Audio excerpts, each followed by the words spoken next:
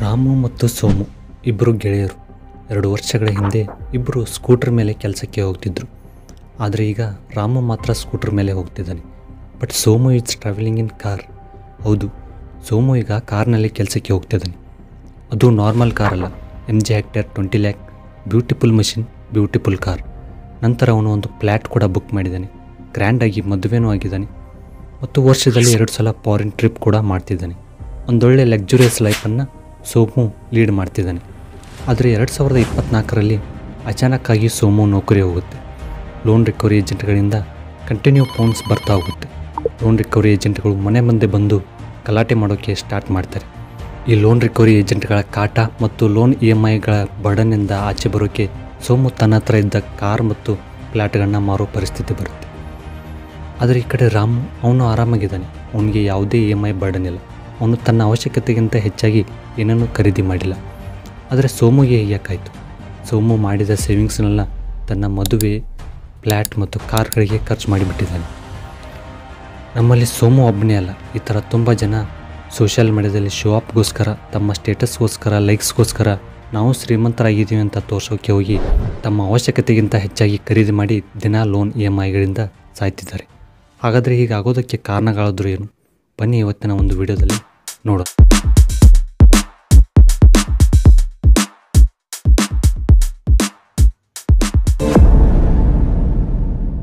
ಮೊದಲನೇದಾಗಿ, ನಾವು ಕೂಡ ಎಲ್ಲರ ಥರ ಕೆಲಸಕ್ಕೆ ಹೋಗ್ತೀವಿ, ದುಡಿತೀವಿ, ಕಷ್ಟಪಟ್ಟು ಕೆಲಸವನ್ನು ಮಾಡ್ತೀವಿ. ನಾವ್ಯಾಕೆ ಇನ್ನೊಬ್ಬರ ಥರ ಕಾರನ್ನು ತೊಗೋಬಾರ್ದು ಅಂತ ವಿಚಾರ ಮಾಡಿ ಲೋನ್ ಮಾಡಿದ್ರೂ ಪರವಾಗಿಲ್ಲ ಅಂತ ಹೇಳಿ ಒಂದು ಬ್ರ್ಯಾಂಡೆಡ್ ಕಾರನ್ನು ತೊಗೋತೀವಿ. ಆದರೆ ಆ ಕಾರನ್ನು ತೊಗೊಳಾಗ ನಮಗೆ ಗೊತ್ತೇ ಆಗೋದಿಲ್ಲ ಅದರ ಇಂಜಿನ್ ಒಂದು ಸಲ ಸರ್ವಿಸ್ಗೆ ಬಂದರೆ ಎಷ್ಟು ದುಡ್ಡು ಖರ್ಚಾಗುತ್ತೆ ಅಂತ. ಇನ್ನು ಮದುವೆ, ಖಂಡಿತ ಮದುವೆ ಅನ್ನೋದು ನಮ್ಮ ಜೀವನದಲ್ಲಿ ತುಂಬ ಸ್ಪೆಷಲ್ ಮೂಮೆಂಟ್. ಅದನ್ನು ಗ್ರ್ಯಾಂಡಾಗಿ ಸೆಲೆಬ್ರೇಟ್ ಮಾಡಬೇಕು ಅಂತ ಎಲ್ಲರಿಗೂ ಆಸೆ ಇರುತ್ತೆ. ಆದರೆ ಮದುವೆ ನಮಗೆ ಎಷ್ಟು ಸ್ಪೆಷಲು, ಕೆಲವೊಬ್ಬರಿಗೆ ಅದು ಬಿಸ್ನೆಸ್. ಅದು ನಮ್ಮ ಹಾರ್ಟಿಗೆ ಎಷ್ಟು ಸ್ಪೆಷಲು, ಹಾಗೆ ಅವರಿಗೆ ನಮ್ಮ ವ್ಯಾಲೆಟ್ ತುಂಬ ಸ್ಪೆಷಲ್. ಮದುವೆ ಆದಮೇಲೆ ನಿಮಗೂ ಕೂಡ ಗೊತ್ತಾಗೋದಿಲ್ಲ ನೀವು ಮದುವೆ ಖುಷಿಯಲ್ಲಿ ಲಿಮಿಟ್ಸ್ ಇಲ್ಲದೆ ಖರ್ಚು ಮಾಡಿದ್ದೀರಾ ಅಂತ. ಇನ್ನು ವರ್ಷದಲ್ಲಿ 2 ಸಲ ಫಾರಿನ್ ಟ್ರಿಪ್ಸ್. ಖಂಡಿತ ದೇಶಗಳನ್ನ ಸುತ್ತಬೇಕು, ಆದರೆ ಅದು ನಮ್ಮ ಮಿತಿಯನ್ನು ಮೀರದೇ ಇದ್ದರೆ ಒಳ್ಳೆಯದು. ನಾವು ಸೋಷಿಯಲ್ ಮೀಡಿಯಾದಲ್ಲಿ ಲೈಕ್ಸ್ಗೋಸ್ಕರ, ಸ್ಟೇಟಸ್ಗೋಸ್ಕರ ನಮ್ಮ ಅಗತ್ಯಕ್ಕಿಂತ ಹೆಚ್ಚಾಗಿ ದುಡ್ಡನ್ನು ಖರ್ಚು ಮಾಡಿದರೆ ಮುಂದೆ ಒಂದಿನ ನಮಗೆ ಅಗತ್ಯವಾದುದನ್ನು ತೊಗೊಳ್ಳೋದಕ್ಕೂ ದುಡ್ಡಿಲ್ಲದಿರೋ ಪರಿಸ್ಥಿತಿ ಬಂದರೂ ಬರ್ಬೋದು. ಅದಕ್ಕೆ ವಾರೆನ್ ಬಫೆಟ್ ಅವರ ಒಂದು ಸ್ಟೇಟ್ಮೆಂಟ್ ಇಲ್ಲಿದೆ: if you buy things you do not need, soon you will have to sell the things you need. ಅಂದರೆ ನಮಗೆ ಅವಶ್ಯಕತೆಗಿಂತ ಹೆಚ್ಚಾಗಿ ನಾವು ಅಗತ್ಯ ಇಲ್ಲದಿರೋ ವಸ್ತುಗಳನ್ನ ಯಾವಾಗ ಖರೀದಿ ಮಾಡ್ತೀವೋ ಮುಂದೆ ಒಂದಿನ ನಮಗೆ ಅಗತ್ಯವಾಗಿರೋ ವಸ್ತುಗಳನ್ನ ಮಾರೋ ಪರಿಸ್ಥಿತಿ ಬರುತ್ತೆ ಅಂತ. ಇಲ್ಲಿ ವಿಷಯ ನಾವು ಬಡವರ ಶ್ರೀಮಂತರ ಅನ್ನೋದಲ್ಲ, ನಮ್ಮ ಪ್ರಯಾರಿಟೀಸ್ ಸರಿಯಾಗಿ ಸೆಟ್ ಆಗಿದೆಯಾ ಇಲ್ವಾ ಅನ್ನೋದ್ರ ಬಗ್ಗೆ. ಉದಾಹರಣೆಗೆ, ಈಗ ನನ್ನ ಹತ್ರ ವಿಂಡೋಸ್ 7 ಲ್ಯಾಪ್ಟಾಪ್ ಇದೆ. ಇದರಲ್ಲಿ ನಾನು ವಿಡಿಯೋ ಎಡಿಟಿಂಗ್ ಅಥವಾ ಬೇರೆ ಕೆಲಸವನ್ನು ಮಾಡಬೇಕಾದ್ರೆ ತುಂಬ ಸಮಯ ಹಿಡಿಯುತ್ತೆ. ಅದಕ್ಕೆ ನನ್ನ priority apple MacBook 8th generation, highly reliable, light weight, battery efficient. ಇದರಲ್ಲಿ ನಾನು 1 ಗಂಟೆಯಲ್ಲಿ ನನ್ನ ವಿಡಿಯೋ ಎಡಿಟಿಂಗನ್ನು ಕಂಪ್ಲೀಟ್ ಮಾಡಿ ಮತ್ತೆ ಬೇರೆ ಕೆಲಸ ಮಾಡೋಕ್ಕೆ ಸಮಯವನ್ನು ಉಳಿಸ್ಬೋದು.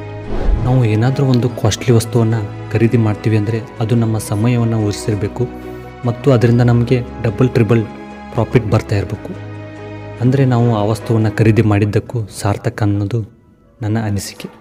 ಇನ್ನೊಂದು ಉದಾಹರಣೆ, ನಾವು ಬೆಂಗಳೂರಂಥ ದೊಡ್ಡ ಟ್ರಾಫಿಕ್ ಸಿಟಿಯಲ್ಲಿ ದಿನಾಲೂ ಕಾರ್ನಲ್ಲಿ ಓಡಾಡಿ ನಮ್ಮ ಕೆಲಸವನ್ನು ಮಾಡೋಕ್ಕೆ ಆಗೋದಿಲ್ಲ.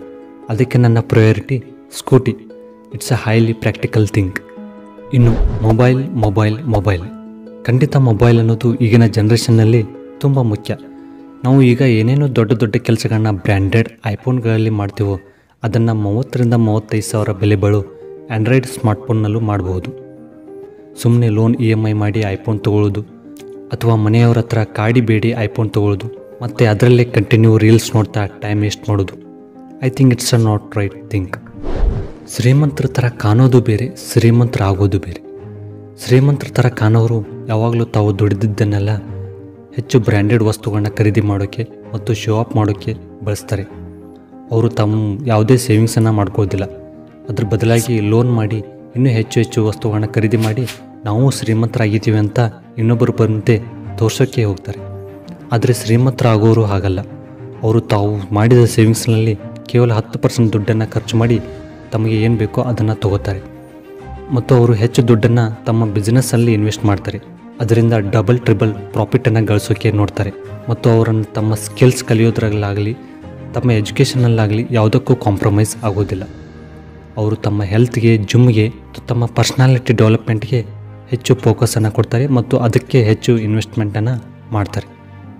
ಅದಕ್ಕೆ ನೀವು ಶ್ರೀಮಂತರ ಥರ ಕಾಣೋಕೆ ಬಯಸಬೇಡಿ, ಶ್ರೀಮಂತರಾಗೋಕ್ಕೆ ಪ್ರಯತ್ನ ಪಡಿ. ಸೋಷಿಯಲ್ ಮೀಡಿಯಾದಲ್ಲಿ ನೀವು ನೋಡೋ ಶ್ರೀಮಂತರು ನೀವು ನೋಡೋಷ್ಟು ಶ್ರೀಮಂತರಾಗಿರೋದಿಲ್ಲ. ನೀವು ನೋಡೋ ಬರೋರು ನೀವು ತಿಳ್ಕೊಂಡಷ್ಟು ಬಡವರಾಗಿರೋದಿಲ್ಲ. So that looking poor is important in nowadays. It makes you one day rich.